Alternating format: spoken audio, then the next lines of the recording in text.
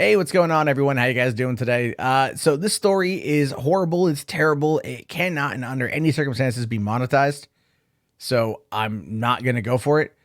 But I still want to talk about it because this is just something that is wild, and I think more people would want to talk about this sort of thing because our world is weird and it's terrible. Now, according to the Daily Mail, a stripper who's 43 years old decapitated her boyfriend's Star Wars obsessed disabled son after having sex with him in return for drugs.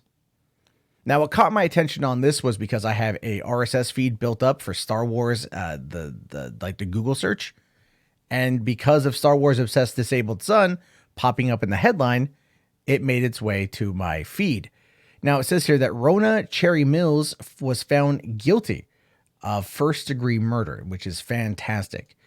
There's a lot more to the story than just the bullet points, so I thought we would just go through it. Now, a stripper faces life in prison after she was convicted on Thursday of decapitating her lover's son, with whom she was having sex with in exchange for prescription drugs and money. Roena Cheryl Mills of Rural Retreat, Virginia, was charged with first-degree homicide in the death of Bo White. White was found dead in Lerona, West Virginia, back on April 1st of 2018. His body was found in his home, while his head was located in a nearby wooded area. The Mercer County, West Virginia jury deliberated for nearly 2 hours before it reached the verdict. The verdict was announced. The members of the White family openly wept. Mills was quiet and calm as the verdict was read. Well, perhaps they should have played a funky, fresh beat and thrown some dollar bills at her, and she would have had some kind of response. There's no response she could give that would ever make what she did right. There's no response at all she could ever give that would ever make anyone feel an ounce of sympathy for this woman. I mean, a 29-year-old who was on prescription drugs, she, just took his head off. Threw it in nearby woods for reasons. And she, this was a year and a half ago. And she's like, she's quiet and calm. Because at this point she has to know her life is over. Anyway, this is her right here. Notice the tattoo right there at the collarbone. Pure class. Pure class. And that's Bo White on the right there. Now, a conviction of first-degree murder in West Virginia carries a sentence of life in prison without the possibility of parole. A jury could recommend a convict for mercy, which would then make that person eligible for parole after serving 15 years in prison. They did not make that recommendation.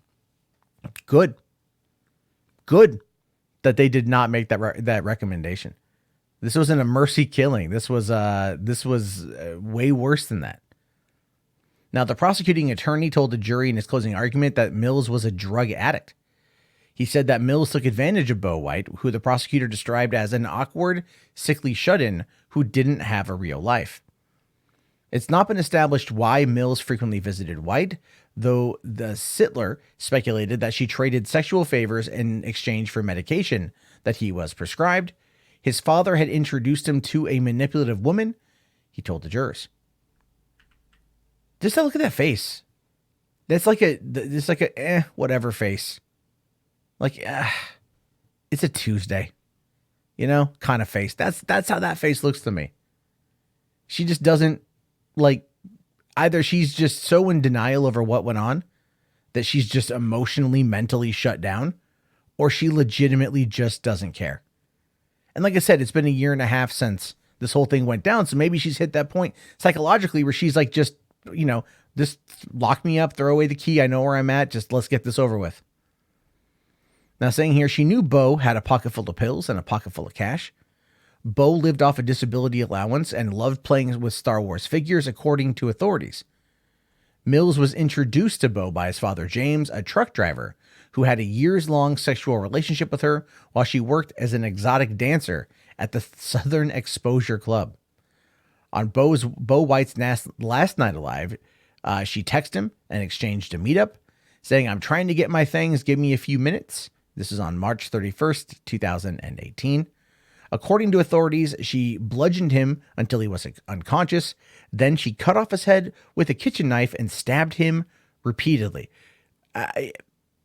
If she took off his head before she stabbed him repeatedly, that doesn't make any sense. This feels like a drug-fueled rage is what it feels like to me. Doesn't explain it, doesn't do anything. It's just terrible. And now a witness, Joe Fleming, testified that Mills asked to borrow gasoline and a chainsaw from him, but he refused. That meant Mills needed to use cheap kitchen knives to cut up Bo and sever his head from his body, according to the prosecutor, who compared it to cutting up a chicken. That's Jesus. After the grisly murder, Mills went through Bo White's pockets to get the pills and cash. Prosecutors say that she sent a text message to a friend that said, "Let's party." The defense lawyer claims that it was James White, Bo White's father, who killed him. According to the defense's theory, James White grew jealous when Mills began to get close to his son, saying, "Our theory is that Jimmy White was jealous of her relationship with Bo, and Jimmy White is a terrible person." So you're passing it on to the father. Now, we have no way of knowing if that's true or not, but you better have more than just some kind of allegation. Like, I mean, if the prosecution has text messages of her that night saying, "Let's party," after she clearly got the drugs and got the cash, then we can pretty much assume that the boy just didn't make it out of there. Now, Sid Bell, Mills's lawyer, claimed his client couldn't be the killer because she was a drug addict, and that the blows and stab wounds found on Bo could only have been dealt by someone with a lot of strength. Clearly, you've never watched someone on LSD or angel dust do some crazy stuff, right? You get this really kind of, you get a lot of strength in you. Most people don't realize their own strength.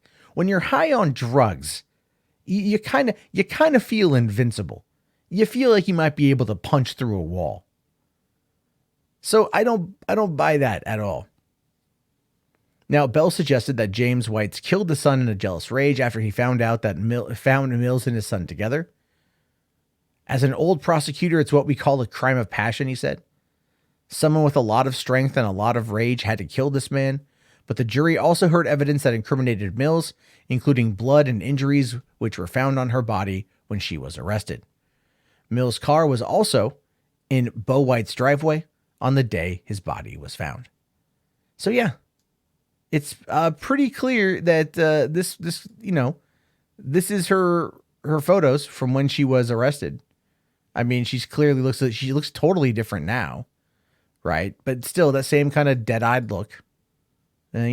What's the line from Family Guy? There's no need to kill strippers; they're already dead inside. I mean, I know strippers that's not true. But man, this is a messed up story. Really, really makes you question who you meet and what they want from you, right? Anyway, I want to hear your thoughts. I want to hear your opinions. Let me know down in the comments below. I will talk to you guys later. Have yourself a great day, if you can, after hearing this one, and peace out.